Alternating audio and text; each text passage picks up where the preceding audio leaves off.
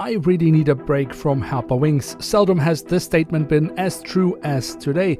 So it is great to have some good friends who can then help you out and borrow you some really cool aircraft models. In this case, it has been Tim Wing's 500 collector who has been so very kind to borrow me this Inflight 500 aircraft model. So let's see what Inflight 500 was able to do back in the day.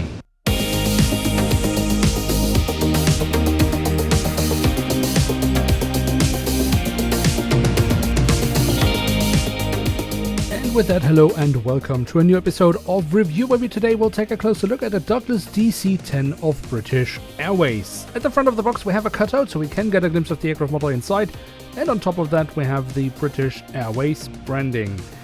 On the back side of the box we don't find very much, but we do have a rendition of the aircraft, a little bit of specifications right under that. They have found more space for more detailed specification at the bottom of the box. Overall, I think actually a pretty decent box design from Inflight 500, and it is worth noting, given these days where Harper pretends that no one ever had any licenses. No, even back in the day, the competition did have licenses for their models. And here she is, the Douglas DC-10 in the Landor colours of British Airways, the standard livery of the airline from actually way earlier than I originally thought. They introduced this livery in 1984 and had it until 1997 when they switched to the World Tails livery. But this, personally, for me, is pretty much the best standard livery of British Airways that I have seen to date. I really do like the color codes in this livery. The model itself from Inflight 500 was made in 2007. And what Inflight 500 was able to do with their Scale 500 aircraft models, that is what we want to find out in today's review by taking a closer look at this DC-10, starting off with the tail section where we on the vertical stabilizer have the British Airways branding. On top of that, we find the last two digits of the registration code. And we do also find a little bit of detailing around the horizontal stabilizer. Now, the DC-10 being a tri-jet, so having three engines, one of them is integrated into the vertical stabilizer. Now, in terms of printed detailing, we don't have much. So it is mainly the physical detailing of the engine here, which I actually don't think is too bad, especially not for a 2007 release. Maybe the exhaust at the back we can count as printed detailing, but a little bit of a letdown overall, but not unusual for models from that time period, is the fact that we don't have any interior to the engines, which means when we look into it, we do not see any fan blades or anything like that. On the fuselage, we however then find the full registration code of the aircraft. Also here, not too much detailing, but notice Inflight 500 has added a little bit of detailing to the hatch that we find just slightly below the registration code. So at least that it's not completely blank. Not completely blank is also the front of the aircraft. When we look here, we do of course find the writing of British Airways, but we do also here again on the fuselage find quite a few small dots here and there, small static ports or hatches that they have printed on. So especially for a 2007 model, that is really not bad, considering that Harper to this date would actually struggle to come up with this amount of detailing on the aircraft models. Inside the dark blue, we then also find the name of the aircraft. Underneath there is the logo, which I do believe is the logo for the Royal Mail. But if you know precisely, let me know in the comment section down below if you can confirm it or not.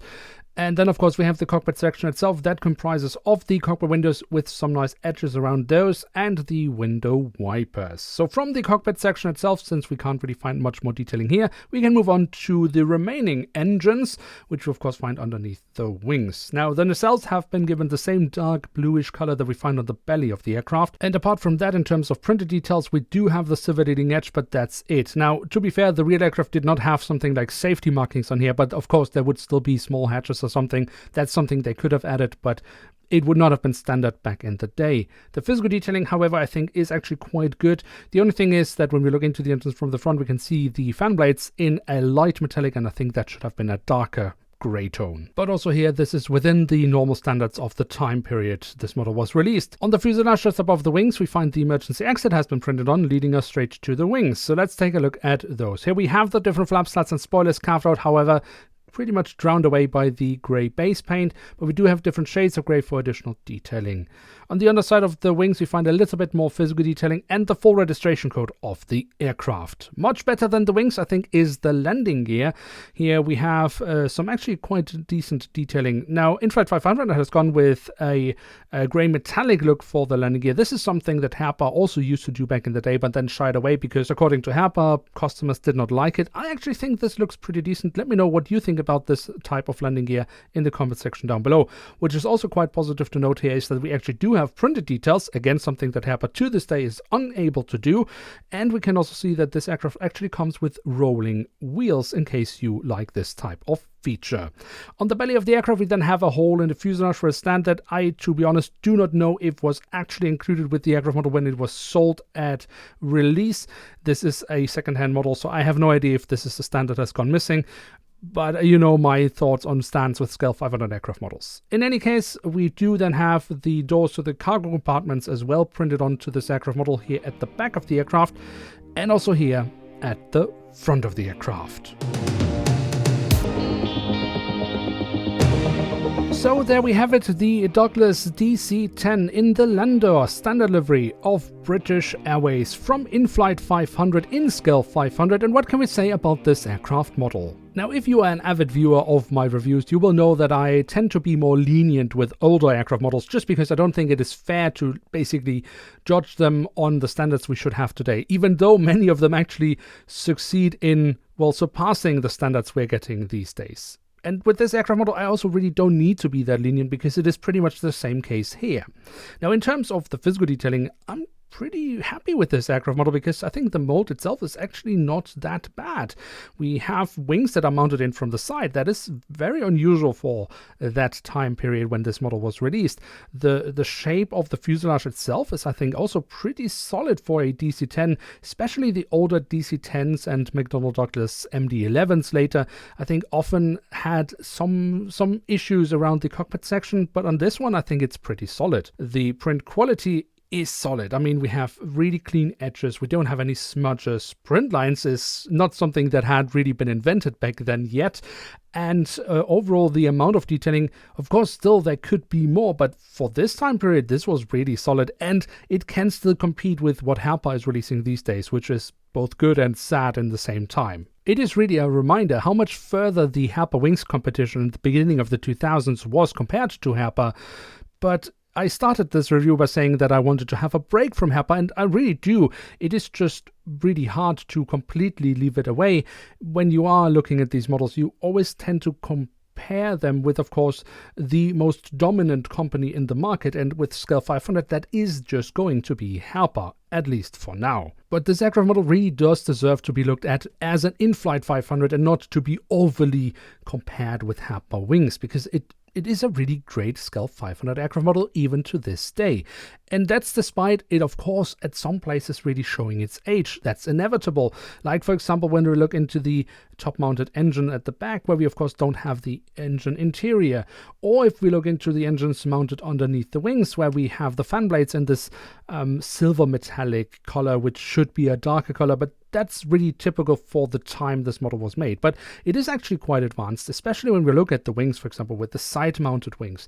Most aircraft models from that time period would have them mounted as one solid piece from underneath, leaving really ugly gaps in the fuselage. That's something this model does not have. It's the same thing for the horizontal stabilizers, which also have been mounted from the side. It sounds like a small thing, but this was not normal in the beginning of the 2000s, so this is really forward-thinking, a modern mold from Inflight 500 already at that early time. Of course, this model will not be everyone's cup of tea. Personally, I would never buy this aircraft model because I'm not that much into these kind of classic airliners.